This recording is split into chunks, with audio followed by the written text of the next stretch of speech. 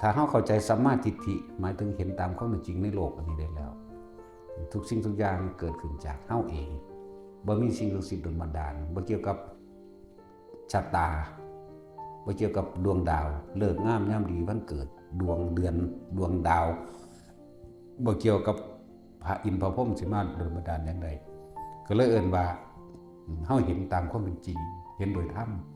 คือความจริงกระทำกรรมสิ่งใดไว้ย่อมได้รับผลของกรรมนั้นสืบไปกรรมทุกอย่างก็เกิดขึ้นจากความคิดซะก่อนเอิ้นว่าจิตเจตนาเมื่อจิตเจตนาในความอยากได้ดีมีเป็นก็เกิดอารมณ์ในความพึงพอใจแต่ว่าในความพึงพอใจนี่บัดเฮาก็ใช้ชีวิตแบบว่าไม่เบียดเบียนทำร้ายให้ผู้ใดผู้หนึ่งเสียชีวิตและทรัพย์สินโดยคนซะก่อนนี่คือพวกยังมีครอบครัวมีผัวมีเมียมีเลี้ยงชีพอยู่เข้าใจบ่ล่ะโดยคนซะก่อนถ้าคนมันเสมอกันมันขากันได้เด้มันทันกันแม่นบ่ล่ะใช้กำลังต่อกันได้อยู่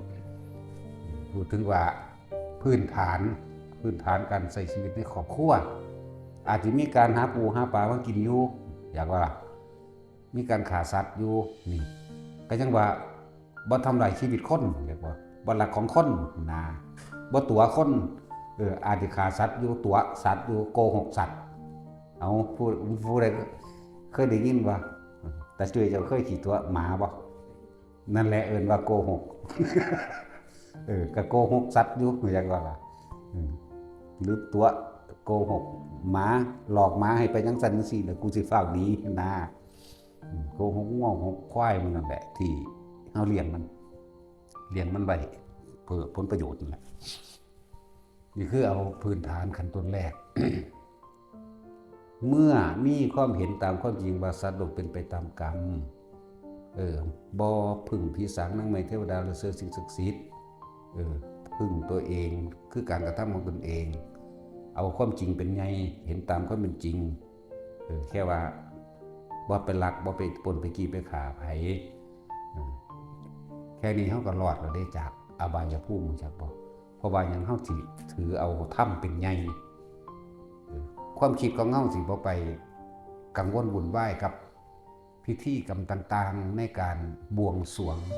ในการสะเดาะเคราะห์ในการเบิ่งดวงในการไปขอร้องอ้อนวอนให้ผีสางนางไม้เทวดามาซอยบ่ขอนั่นขอนี่แค่นี้เฮาพอสำคัญใหญ่ที่สุดคือความคิดนะจิตคือความคิดเฮาเองนี่เด้